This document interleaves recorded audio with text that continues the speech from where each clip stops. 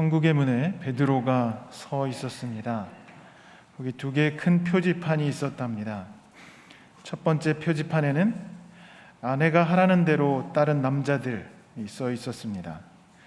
그 표지판 아래 남자들이 끝없이 줄을 서 있었답니다. 두 번째 표지판은 자기가 원하는 것을 한 남자들이라고 써 있었습니다. 그런데 거기에 단 한 사람만이 있었다고 합니다. 그래서 베드로가 외롭게 혼자 거기 있는 사람을 보고 궁금해서 물었습니다. 아무도 이 표지판 아래 서 있는 사람은 없는데 당신은 왜 여기 서 있는 거요? 그 남자는 아무렇지도 않은 듯이 이렇게 대답했답니다. 제 아내가 여기에 서 있으라고 해서요. 오늘 우리가 가정의 달이라고 하는데 지혜롭게 가정의 평화를 잘 이루어 가시길 바랍니다. 천국 문 하면 베드로가 제일 먼저 언급이 됩니다. 베드로는 참 다면적이기도 하고 난해한 인물입니다. 천국의 문지기로 알려져 있듯 교회에서는 가장 높이 추앙받는 제자인 동시에 끝모를 신앙의 밑바닥을 경험한 사람이기도 합니다. 그 삶의 진폭이 너무 커서 그를 이해하기가 쉽지 않습니다. 또 그가 남긴 신앙의 궤적을 보면 여러 인물들이 오버랩됩니다. 적어도 아담의 모습도 보이고 또 모세의 모습도 보이기도 합니다. 출애굽 전에 모세는 동족의 고통을 목도하고 무력으로 가해자를 처벌을 하죠. 그 점에서 베드로도 비슷한 모습이 있습니다. 예수님이 잡혀가시는 날 그는 칼을 사용해서 폭력을 행사했습니다. 자기 방어라고도 할 수 있지만 폭력으로 이를 해결하려던 방식은 모세를 닮아 있습니다. 그 후에 모세가 40년 광야 생활을 하고 이스라엘을 이집트에서 탈출시킬 때 그는 이전과는 좀 달랐습니다. 몇 가지 불순종한 사례를 제외하면 철저하게 하나님의 뜻을 순종하는 방향을 선택했습니다. 베드로도 비슷한 행적을 보입니다. 모세가 시내산 불타는 떨기나무에서 그 삶의 방향을 완전히 바뀌었다면 베드로는 오늘 우리가 읽은 본문 말씀을 통해 그 대면을 통해서 그의 삶의 방향을 완전히 바꿉니다. 베드로는 예수님을 가장 가까이서 따르던 제자입니다. 제일 먼저 부름받았고 제자들 중 가장 많이 언급되는 걸 봐서는 가장 가까이서 예수님을 모셨던 제자로 보입니다. 가장 열정적으로 예수님을 따랐고 동시에 가장 부족한 모습을 보인 제자이기도 했습니다.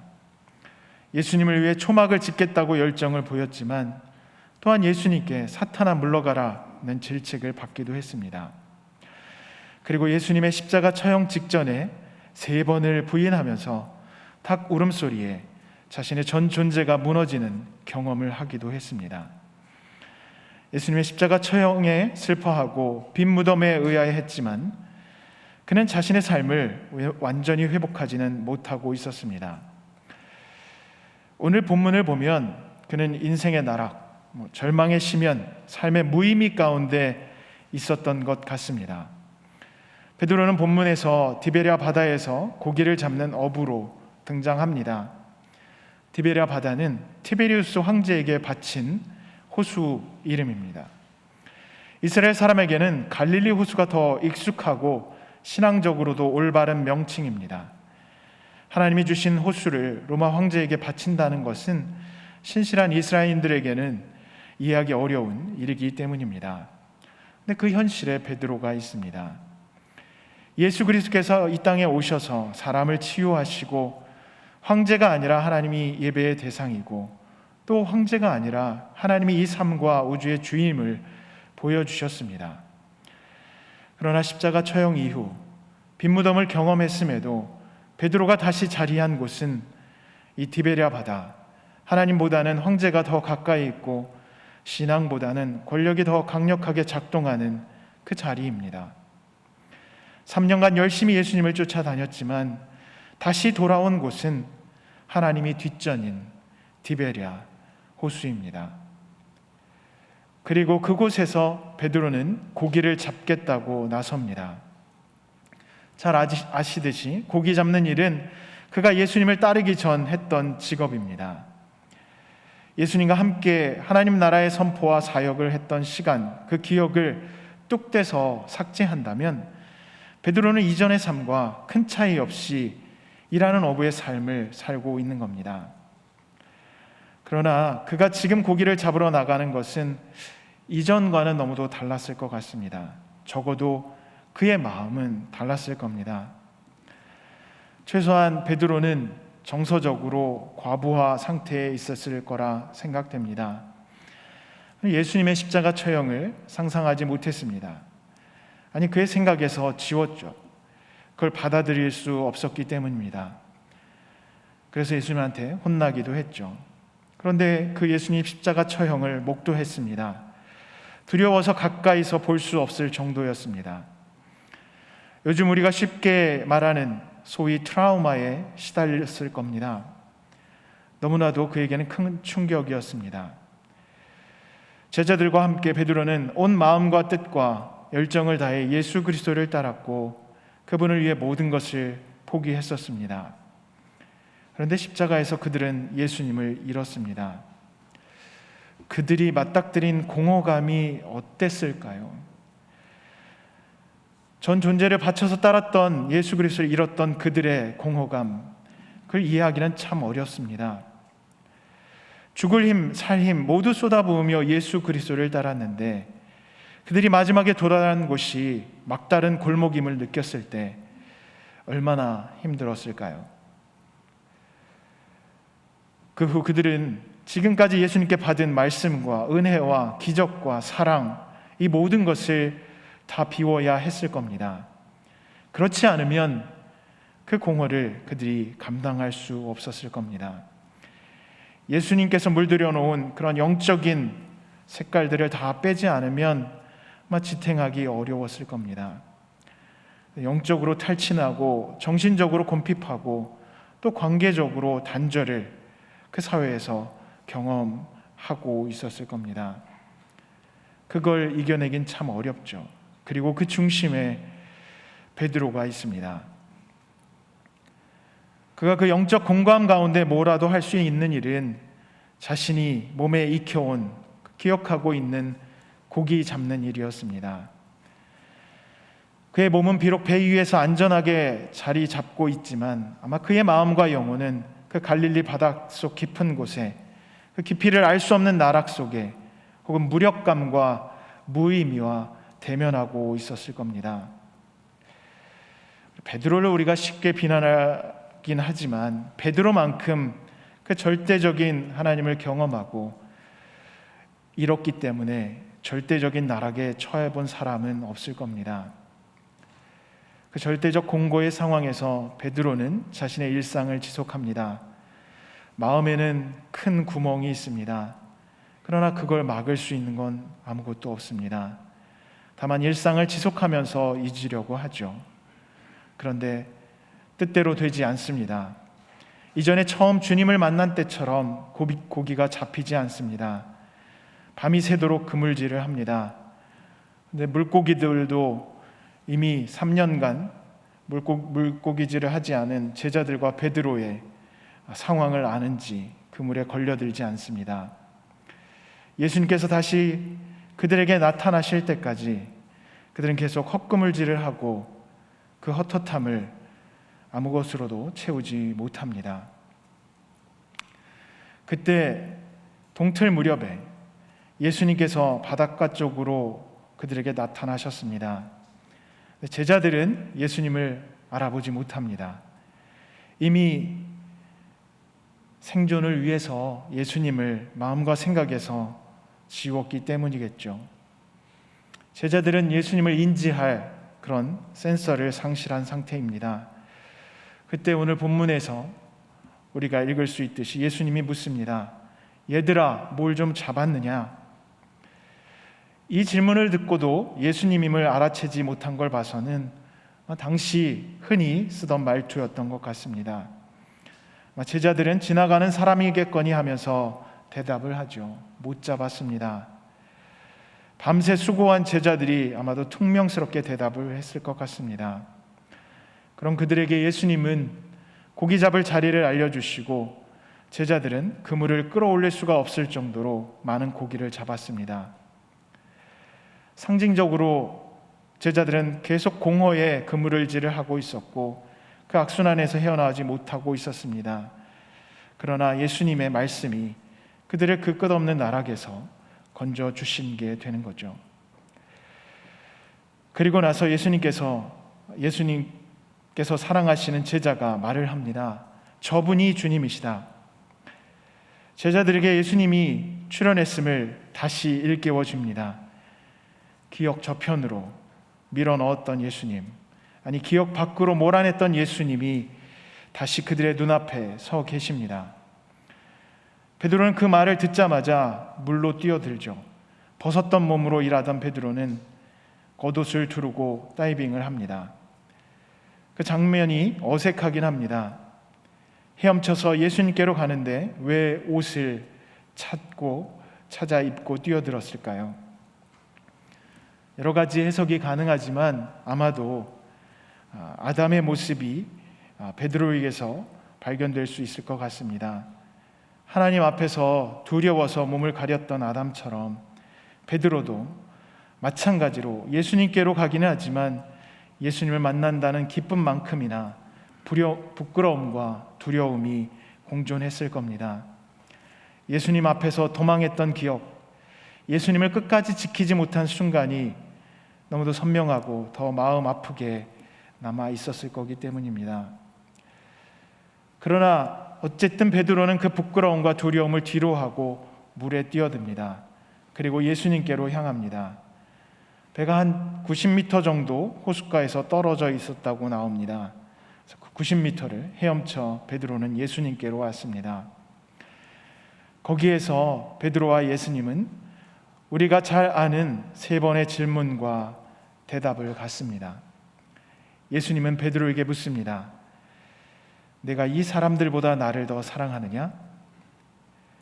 그가 모든 것을 내려놓고 업으로 회귀한 삶, 하나님께서 채워주셨던 하나님 나라의 꿈과 소망을 잃은 삶에서 그가 들은 음성입니다. 내가 이 사람들보다 나를 더 사랑하느냐? 우리가 보통 절망의 순간에 듣고 싶은 이야기가 있습니다. 공허감 가운데 만족을 모르고 살아갈 때 듣고 싶은 말, 그 이야기는 나는 사랑을 받고 있다는 겁니다. 내가 사랑을 받고 있는지, 내가 존중을 받고 있는지, 내가 다른 사람들보다 중요한 존재인지를 확인하고 싶어 합니다. 그게 우리의 마음이죠. 절망을 극복할 길, 공허함을 해소할 길을 내가 다른 누구보다도 중요하고 사람들에게 존중받고 있고 사람들에게 사랑받고 있다는 것을 확인할 때여서 그렇습니다. 그런데 오늘 예수님이 삶의 위기에 처한 베드로에게 던진 질문은 내가 너를 얼마나 사랑하는지 아느냐가 아닙니다. 너 내가 얼마나 사랑하는데 여기 이렇게 망가져 있느냐? 내가 너를 얼마나 존귀하게 여기는데 여기서 이러고 있느냐? 위기에 처한 베드로에게 자기 존중감을 일깨워주는 질문이 아니었습니다. 예수님의 질문은 내가 나를 사랑하느냐? 내가 이 사람들보다 나를 더 사랑하느냐입니다. 삶의 방향성을 상실한 베드로에게 예수님은 베드로 자신에게 집중하지 않습니다. 우리 베드로가 어떤 방향을 향하고 있는지 그것을 묻습니다. 내가 너 자신을 얼마나 사랑하느냐가 아니라 내가 나를 사랑하느냐입니다. 자기 안에서 해결의 실마리를 찾도록 돕는 질문이 아니라 자기 밖에서 예수 그리스도 안에서 베드로가 당면하고 있던 그 무의미의 문제를 해결하도록 던지는 질문이었습니다. 예수님의 이 질문은 베드로에게 편한 질문이 아닙니다. 베드로가 예수님을 사랑하지 않은 적은 없습니다. 그렇지만 그는 죽임당하신 예수님에게서 자신을 지키지 못했습니다. 예수님을 부인했고 등을 돌렸고 도주했습니다. 그럼 비난받는 모습, 비난받을 모습을 갖고 있는 베드로지만 그는 분명히 예수님을 사랑했습니다. 그래서 배 위에서 저분이 예수님이시라는 외침을 듣고 다른 이들을 제쳐두고 물에 뛰어들었던 거죠. 그가 예수님을 사랑하는 것은 의심의 여지가 없습니다. 특별히 다른 그 누구보다도 예수님을 사랑했습니다. 그러나 그가 보여준 사랑은 어떤 것이었을까요? 예수님의 질문에 베드로는 주님, 그렇습니다. 내가 주님을 사랑하는 줄을 주님께서 아십니다. 라고 대답합니다. 베드로에게 예수님께서 보여주셨던 그 수준의 사랑과 헌신과 섬김을 기대하기는 어려울 수 있습니다. 그래도 베드로는 예수님을 사랑합니다. 수준이 어떤지 몰라도 예수님을 사랑하는 것은 틀림없습니다. 그러자 예수님은 베드로에게 내 어린 양떼를 먹여라고 말씀하십니다. 선문답과도 같습니다. 예수님을 사랑한다고 고백하는 베드로에게 예수님은 그래 알았다, 혹은 네가 날 사랑하는지 잘 모르겠는데? 라고 이렇게 대답하지 않습니다. 예수님은 그 질문과 대답과는 무관해 보이는 말씀, 내 어린 양떼를 먹이라고 하십니다. 베드로가 예수님을 사랑하는 것과 베드로가 양떼를, 특별히 예수님의 양떼를 먹이는 것과 어떤 연관이 있을까요? 자세히 예수님께서 설명해 주시지 않습니다. 그리고는 두 번째 질문을 던집니다. 내가 나를 사랑하느냐? 다른 사람들보다 더 사랑하는지를 묻지 않으시고 예수님 당신을 사랑하는지를 이번에는 묻습니다. 베드로는 변함없이 대답합니다. 주님, 그렇습니다. 내가 주님을 사랑하는 줄 주님께서 아십니다. 그 대답을 들으시고 예수님은 베드로에게 다시 말씀하십니다. 내 양떼를 쳐라. 예수님의 양들을 먹이고 보살피라는 말씀입니다. 여전히 예수님은 왜 예수님을 사랑하는 것과 양떼를 먹이는 것이 연결되는지 설명하시지 않습니다. 그리고 마지막으로 예수님은 베드로에게 질문을 합니다. 네가 나를 사랑하느냐? 베드로는 3번이나 연속해서 묻는 예수님께 자신의 속마음을 다 아시는 주님께서 확인하실 수 있듯이 자신의 예수님을 사랑하는 줄 주님께서 아신다고 대답을 합니다. 그 대답을 들으시고 예수님은 내 양떼를 먹여라 고 베드로에게 또 한 번 말씀하십니다. 3번의 질문 그리고 3번의 대답, 이어지는 3번의 목양 요청, 핵심 내용의 변화는 없습니다. 예수님은 베드로에게 사랑하느냐 묻고 베드로는 사랑한다고 대답하고 예수님은 베드로에게 양들을 돌보라고 말씀하십니다. 예수님의 부재 때문에 삶의 위기에 있던 베드로, 그에게 예수님이 주신 답변은 양들을 돌보라는 말씀입니다. 지극히 작은 자에게 한 것이 곧 내게 한 것이라는 다른 복음서의 말씀이 요한복음서에서는 이 3번의 질문, 대답, 그리고 요청에 의해서 강조됩니다. 이스라엘 문화에서 2번 반복만 해도 충분히 중요하다는 뜻을 전달합니다.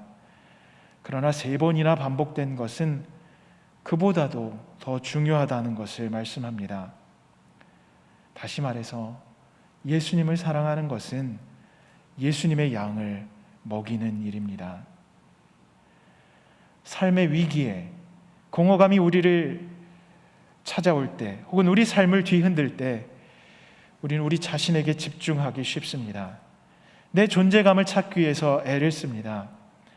그러나 오늘 본문은 우리 삶을 회복하는 그 다른 방법을 제시합니다. 예수님을 사랑하고 예수님의 양을 돌보는 일입니다.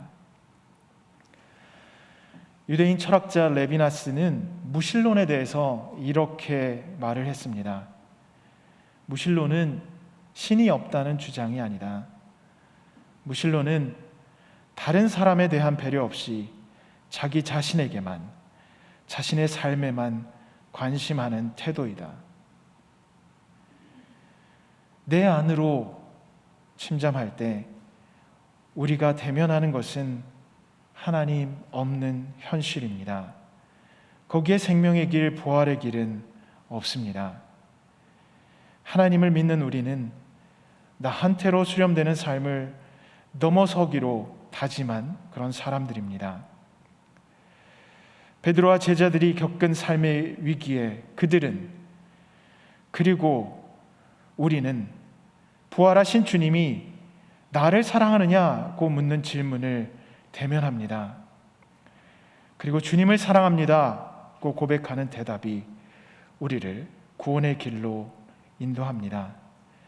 기독교인들에게 다른 대답은 없습니다. 우리 삶의 기초는 주님, 내가 주님을 사랑합니다 라는 고백입니다. 그리고 그 고백은 나를 넘어서게 하고 예수님의 양들을 돌보고 사랑하는 것으로 귀결이 됩니다. 위기의 상황에서도, 감사의 상황에서도 우리가 드리는 이 고백과 또 그 고백과 연결된 예수님의 양을 돌보는 삶을 주님께서는 우리에게 요청하십니다. 이 부활의 절기에 부활하신 예수님을 사랑한다는 고백과 더불어 주님의 양을 돌보고 사랑하는 우리 모두가 되길 축복합니다.